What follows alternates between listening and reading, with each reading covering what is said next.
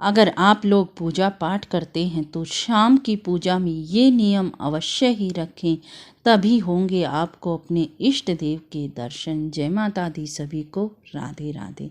आ गई हूँ नई जानकारी के साथ। आज मैं आपको शाम की पूजा के कुछ नियम और ज़रूरी बातें बताना चाहती हूँ जो आपको जाना बहुत ही ज़रूरी है जी। चलो जी, पहला नियम मैं आपको बता देती हूँ जो आपको बड़ा ही ध्यान में रखना चाहिए। आपको संध्या की पूजा सूर्यास्त के 1.5 घंटे बाद तक करना ही शुभ होता है। इसीलिए अगर सूर्यास्त के समय आप भगवान की पूजा करते हो तो उस समय भगवान धरती पर विचरण करते हैं। वो 1.5 घंटे का समय बड़ा ही शुभ होता है।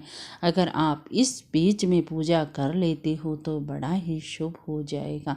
आपके इष्ट देव आपके द्वार पर जरूर ही आएंगे। इसीलिए ध्यान रखें कि संध्या की पूजा सूर्यास्त के 1.5 घंटे बाद तक ही करना, उसके बाद पूजा मत करना। ठीक है जी। अब दूसरी बात मैं आपको बता रही हूँ जी।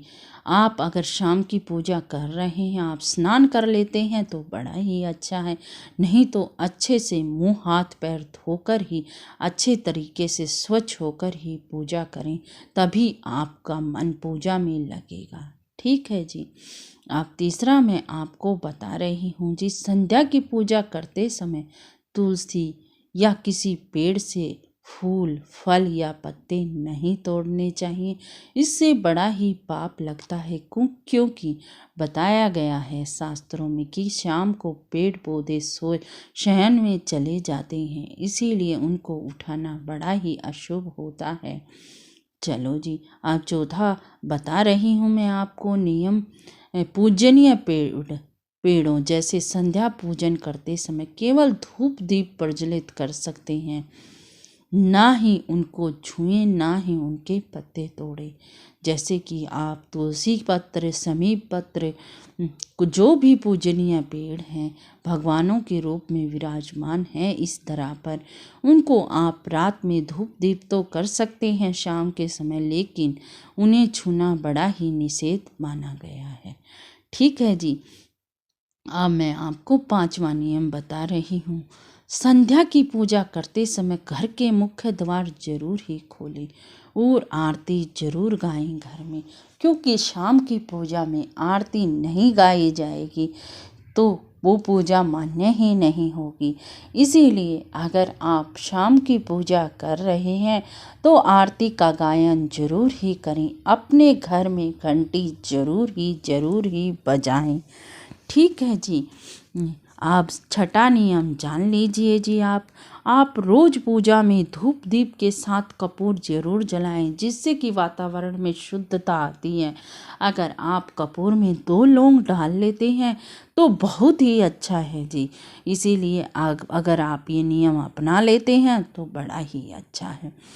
अब 7वां नियम जान लीजिए। शाम की पूजा में गुड़, बतासे या मिश्री, जो भी आपकी व्यवस्था हो, जो भी आपके पास हो, अगर कुछ नहीं है तो आप चीनी का ही भोग लगा दीजिए।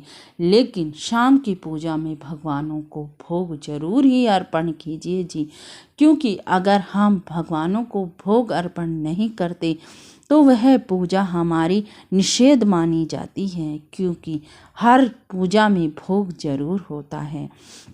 अब 8वां नियम जान लीजिए जी। पूजा में शंख, घंटी, झालर, डमरू बजाएं। इन सभी ध्वनियों से नकारात्मक ऊर्जा समाप्त हो जाती है और पॉजिटिव ऊर्जा आ जाती है आपके घर में। ठीक है जी।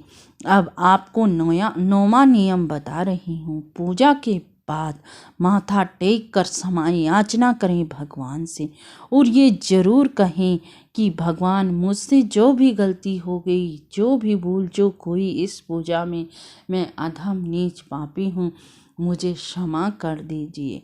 और पूजा के बाद सबको आरती दें और प्रसाद जरूर बांटें। जो आप 1 लोटा जल भगवान के सामने रखते हैं अपने मंदिर में, उसका छिड़काव पूरे घर में शाम को भी करें और सुबह भी करें। उससे नेगेटिव ऊर्जा समाप्त हो जाती है और आपके घर में पॉजिटिव ऊर्जा का वास हो जाता है। इसीलिए संध्या की पूजा में ये नियम अगर आप अपना लेते हैं तो सुख और शांति आपके घर में सदा सदा के लिए निवास करेगी। आपके घर में कभी भी नेगेटिव ऊर्जा का वास नहीं होगा। अगर जानकारी कुछ अच्छी लगी हो, कुछ पसंद आई हो तो लाइक, शेयर और कमेंट में राधे राधे लिखना ना भूलना जी, और चैनल को सब्सक्राइब भी ज़रूर कर लेना। चलती हूँ। राधे राधे, राधे राधे।